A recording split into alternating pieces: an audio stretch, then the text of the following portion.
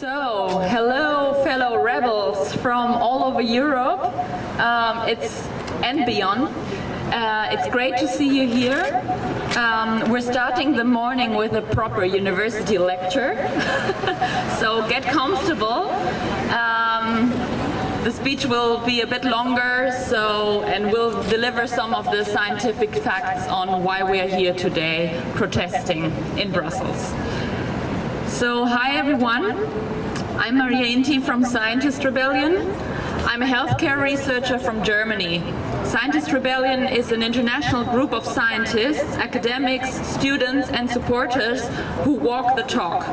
Because everything else, like writing papers, giving interviews and holding talks, has failed in the terms of the fact that the emissions are still rising and ecosystems are still being destroyed.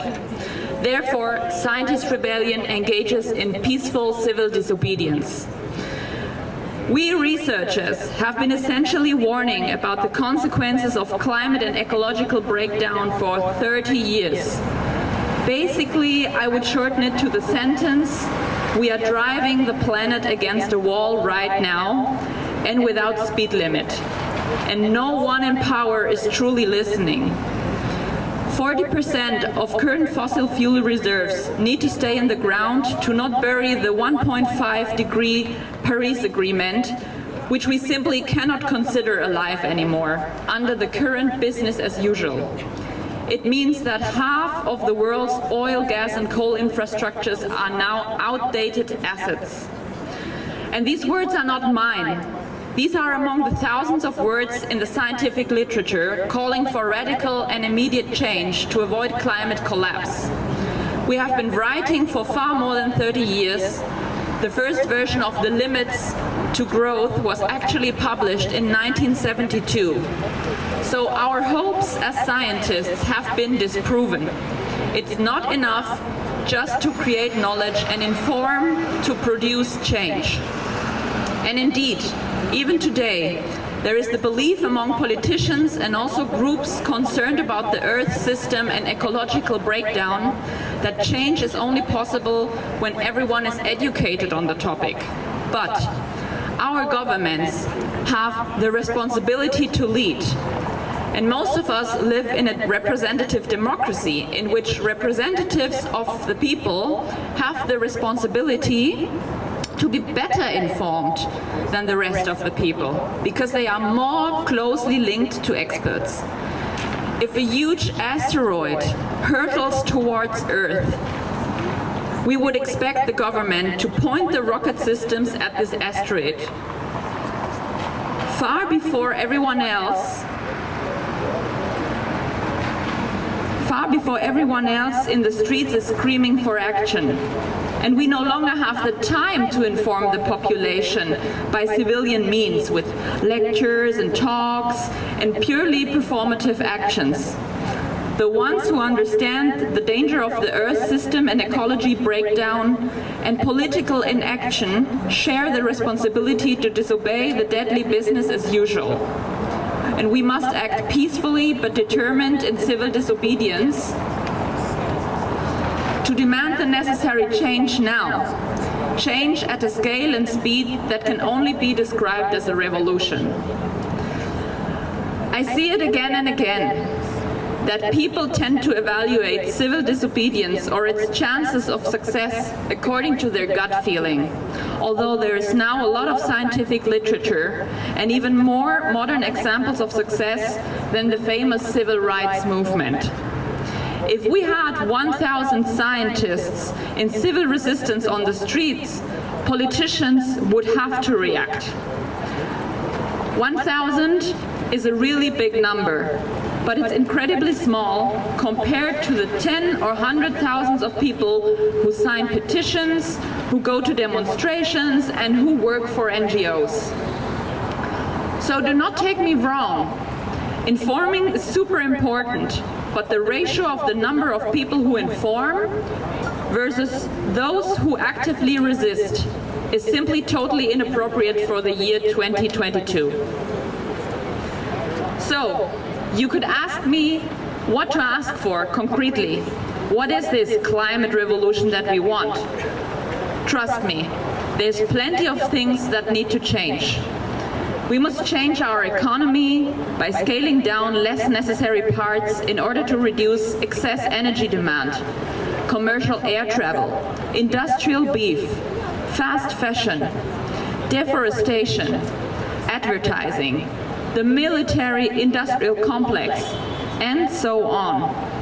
We need to focus the economy on what is required for human well-being and ecological stability, universal public health care, housing, education, transport, water, so that everyone has the resources they need to live well without destroying the livelihood of other peoples and species.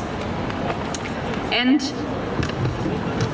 as an example from current legislative plans in the EU, the bioenergy provisions of the EU's Fit for 55 plan would undermine increased carbon storage and biodiversity in Europe. They would also encourage global deforestation by requiring that more land in the tropics is used to meet Europe's demand for agricultural products and wood. The proposed legislation is not good enough. Biomass is not carbon neutral, and burning biomass is not a solution. Europe has an essential role to play in reducing the land and carbon footprint used to supply itself with food, water, and fuel. Europe must and can reduce its contribution to global deforestation caused through its outsourcing of land use, for example, by reducing its high levels of meat and dairy consumption. The world's present food crisis is a reminder that land is precious, and Europe should not aim to divert vast parts of the world's cropland to energy crops, to harvest and burn more of the world's forests, nor undermine the goals of storing more carbon and improving biodiversity, both within Europe and globally. So there's a lot of work to do. We can do it, our governments can do it, the EU can do it. Let's push them all for change. Furthermore, we should ask to cancel the debt of the Global South to promote and help funding sustainable development.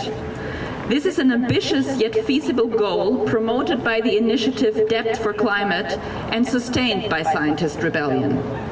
After World War II, debt cancellation has been the engine of a powerful change for Germany. We can make a more sustainable world possible by enabling most affected countries to invest in a real green economy that is far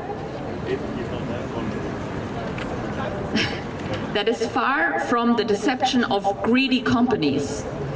A fair share approach to climate justice would require rich countries to eliminate most fossil fuel use by no later than 2030 or 2035 to give poorer countries more time to transition. So the next months will be full of events. In Germany, we just had the pre-COP meeting in Bonn, which was completely, well, a big deception because they could not agree on paying poorer countries for loss and damage that is already taking place.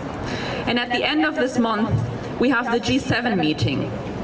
And let's not fall for greenwashing our own mental hygiene by telling ourselves we are already doing enough.